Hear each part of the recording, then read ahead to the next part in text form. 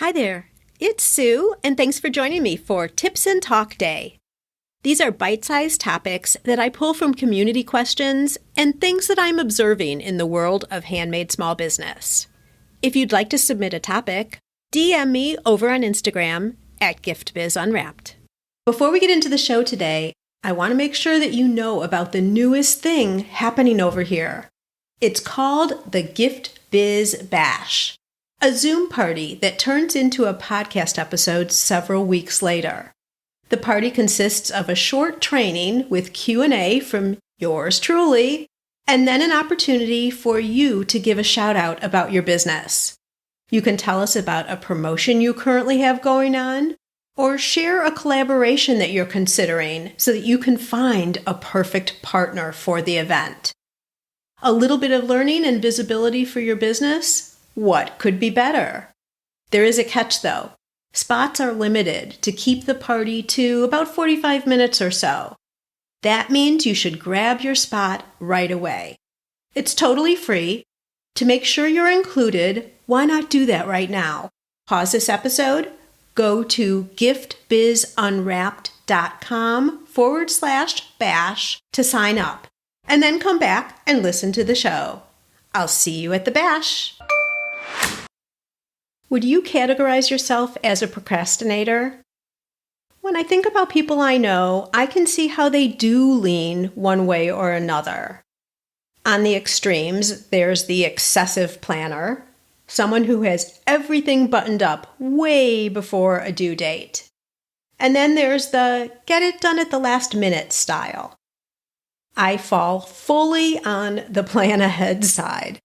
I like to eliminate as many surprises and rush jobs as possible. But of course, we come in all shapes and sizes. I'm not saying one is better than another. However, I do think it's valuable to consider when not only is it okay, but you should ignore your natural tendencies and do things differently. This topic came up for me as I was observing how different people prepared for a recent event I participated in. Each of us had roles to play and responsibilities to fulfill. We all willingly volunteered for these roles, so there was no arm twisting or begrudgingly agreeing to participate. You know how that can be sometimes. The event grew near, and one person in particular waited until the last minute to do everything.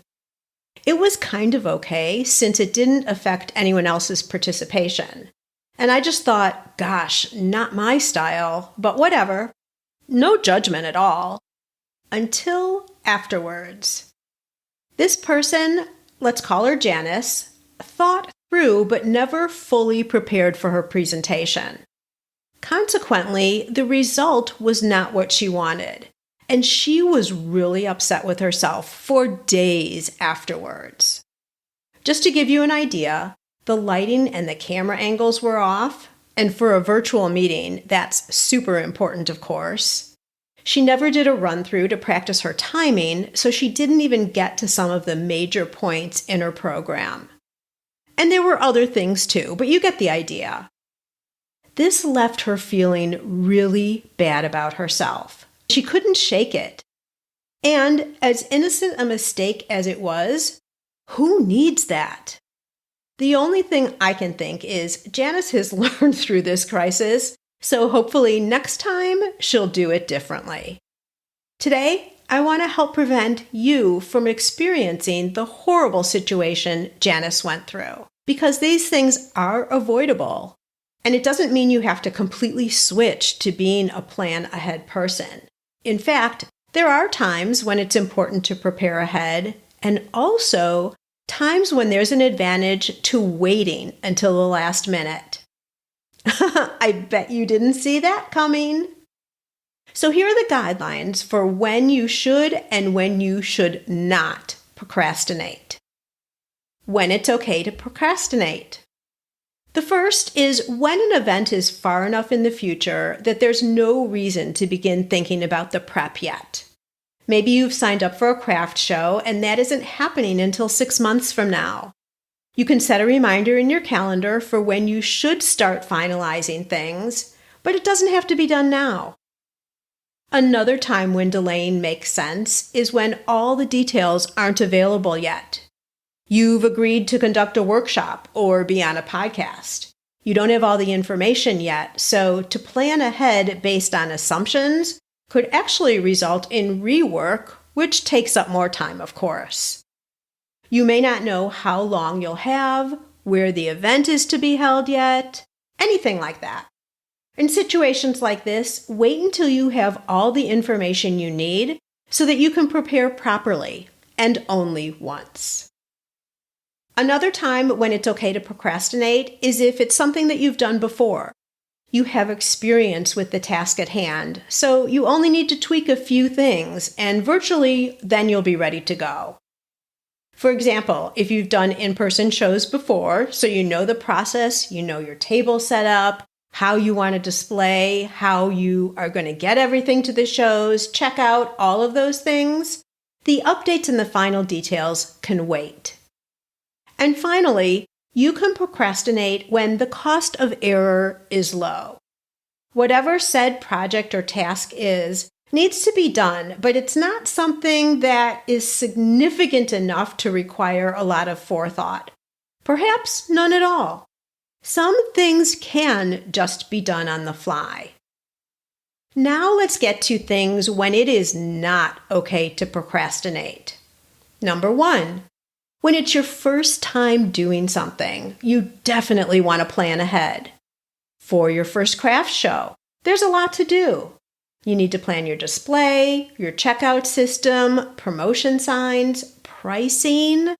All of these things are a first, and you want time to think through and create. Also, think of networking meetings. It's a good idea to think through your introduction message. This is my term for an elevator speech. And not leave it to chance when it's your turn to get up and speak. You're new at this and don't want to miss the valuable opportunity to make a good impression and present you and your business in the best way possible. Another time not to procrastinate is if the tech is brand new to you. Maybe you're doing your first Facebook Live selling show or an Instagram Live where you're going to be bringing on a guest. You want it to go smoothly. It makes all the sense in the world to practice the tech and have your content outlined or even scripted. You'll feel more confident and your execution of the event will come off professional. How about formal presentations or workshops? Even if you've done presentations before, if this is a new one, you'll want to do at least 1 or 2 dry runs to perfect your speaking nuances. Transitions from slide to slide or topic to topic. Also, the timing so you get all your information across and leave time for Q&A. Here's an important one. Don't procrastinate when others need your input to move forward on their tasks. Have you ever been part of a committee and your responsibilities can't start until someone else has completed their portion? If they procrastinate, you're left waiting, and when they finally finish their part, you're scrambling to complete yours. I've been in this situation a number of times, and it's so frustrating and disrespectful. It also left me with a negative opinion and certainly no interest in doing projects with that person ever again. Don't be that person. And finally, you don't ever want to procrastinate when there's a lot riding on the project or event. This can either mean financially or personally, where performing poorly can risk the reputation of your business or your image overall. Procrastination. It's not a dirty word, and there's a time and a place to go with your natural style, and a time to push in the other direction. Don't end up like Janice, kicking yourself for not applying the right actions and leaving your results up to chance. It's simply not worth it. That's a wrap. I'm a get-to-the-point kind of girl, and this is what you can expect from these quick midweek sessions. Now it's your turn. Go out and fulfill that dream of yours. Share your handmade products with us. We want them, and they bring us both so much happiness.